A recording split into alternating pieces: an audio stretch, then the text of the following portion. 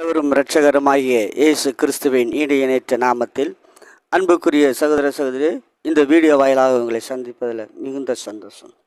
இந்த நாளிலும் வாசிக்க வேண்டிய பகுதி, நான் எவன் மேல் என் கைகளை வைக்கிறனோ அவன் பரிசுத்த ஆவியை பெறத்தக்க எனக்கு இந்த அதிகாரத்தை கொடுக்க வேண்டும் என்றான். பேதுரு அவனை நோக்கி, தேவனுடைய வரத்தை பணத்தினால் சம்பாதிக்கலாம் என்று நீ நினைத்தபடினால் உன் பணம் உன்னோடு கூட நாசமாய் போக கடவுது. உன் இருதயம் தேவனுக்கு முன்பதாக செமையாயிராதபடியால் இந்த விஷயத்தில் உனக்கு பங்குமில்லை.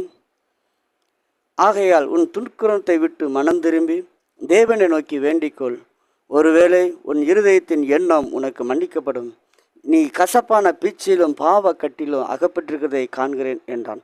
அதற்கு சீமோன், நீங்கள் சொன்ன காரியங்கள் ஒன்றும் எனக்கு நேரிடாதபடி எனக்காக கர்த்தரை நோக்கி வேண்டிக் கொள்ளுங்கள் என்றான்.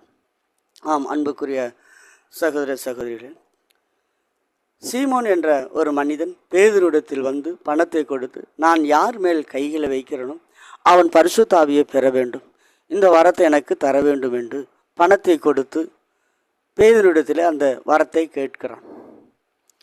ஆனால் இந்த பேதுருவோ அவன் சொல்கிறான், நீ மனம் திரும்பு, பணத்தினால் தேவனுடைய காரியத்தை சம்பாதிக்கலாம் என்று நினைக்கிறாயா? பணத்தினால் நீ சம்பாதிக்கலாம் என்று நீ நினைக்கிறாயா? பணத்தினால் தேவனுடைய வரத்தை சம்பாதிக்க முடியாது.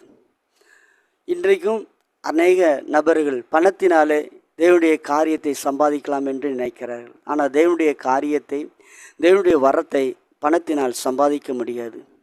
ஒரு சிலர் சொல்லுகிறார்கள், நீ தீர்க்க தரிசனம் வரம் பெற வேண்டுமா, 2000 ரூபா பணத்தை கட்டு, 2000 ரூபா பணம் கட்டினீன்னா உன்னை தீர்க்கதரிசி ஆயிடலாம் என்றெல்லாம் சொல்கிறாங்க. ஆனால் பணத்தை கொடுத்து வரத்தை பெற முடியாது.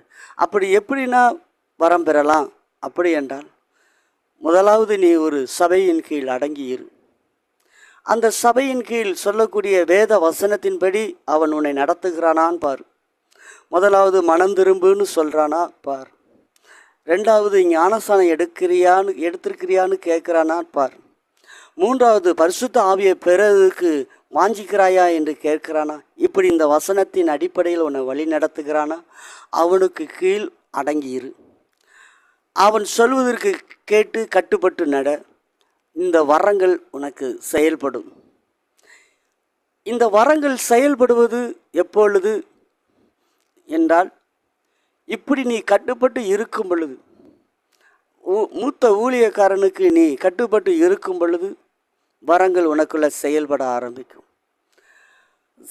உனக்குள் வரங்கள் தேவன் உனக்குள் வந்து